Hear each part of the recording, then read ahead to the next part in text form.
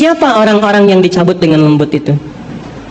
Yang tenang itu, yang nyaman itu. Sampai malaikat yang ditugaskan pun oleh Allah disifati dengan nasyitati nashta. Pakai waw, wawunya ataf kepada kosam, kosamnya sumpah.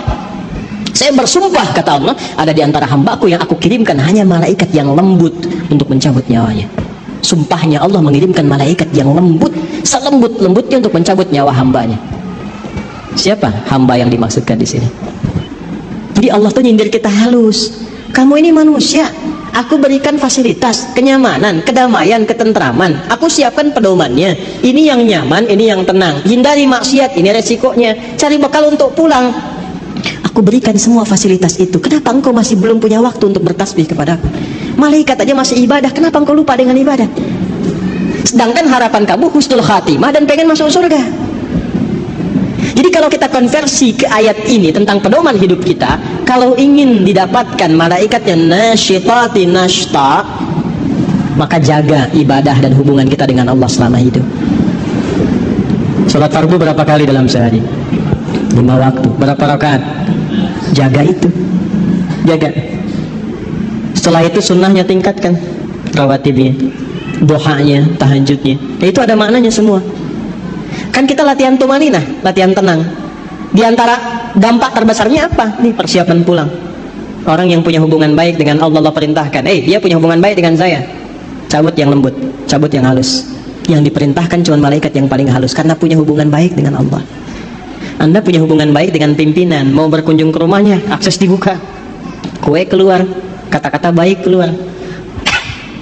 Anda nggak punya hubungan baik, kasar, jadi musuh, terus berharap pengen diterima dengan baik, susah. Satu.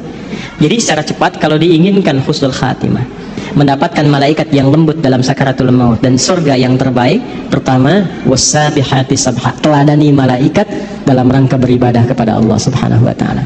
Jangan tinggalkan ibadah ritual. Kalau masih yakin, masih beriman. Makanya kalimat sholat itu dibuka dengan iman. Kalimat sholat pertama Al-Baqarah ayat 3. Alladzina yu'minuna bil ghaibi wa yuqimunas, dan disebut dengan kalimat iman. Satu-satunya ibadah yang disebut dengan iman cuma sholat di Quran. Itu di Al-Baqarah ayat 143. Wa ma kana Allahu liyudhi'a imanakum. Yuk, sholat ya. Jadi kalau dulu kan, kenapa sholat? Supaya bahagia, hayya 'alal falah. Kenapa sholat? Supaya tenang. Ya kan? Kenapa sholat? Bukti mengabdi kepada Allah. Sekarang jawabannya setelah mengaji ini berubah. Kenapa sholat? Supaya husnul khatimah saat wafat. Malaikat malu kalau keras-keras nyebutnya wali sholat, ahli la ilaha illallah. Nabi aja bilang, man qala fi akhiri hayati wa kama qala la ilaha illallah dakhala al-jannah. Siapa yang bisa mengucapkan la ilaha illallah di akhir hidupnya, terjamin surga untuknya. Tapi itu kalimat nggak bisa diapalin. La ilaha illallah, la ilaha illallah, la ilaha illallah, la ilaha illallah. Tapi sholat enggak. Nggak bisa keluar, nggak bisa. Nggak bisa. Susah. Nawakinnya pun susah. Nggak mudah. Siapkan dari sekarang. Ya, malaikat malu lah. Anda dekat dengan pimpinan. Ini antum ya, dekat dengan pimpinan nih. Taruhlah Anda misalnya, ya nggak usah contoh yang aneh-aneh lah ya.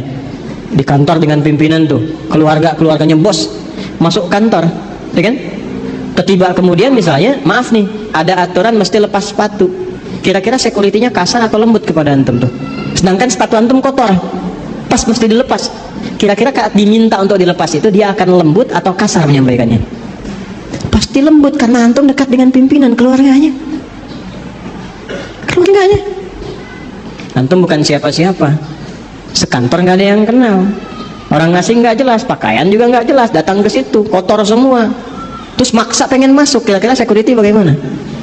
Kencang, insyaallah kencang.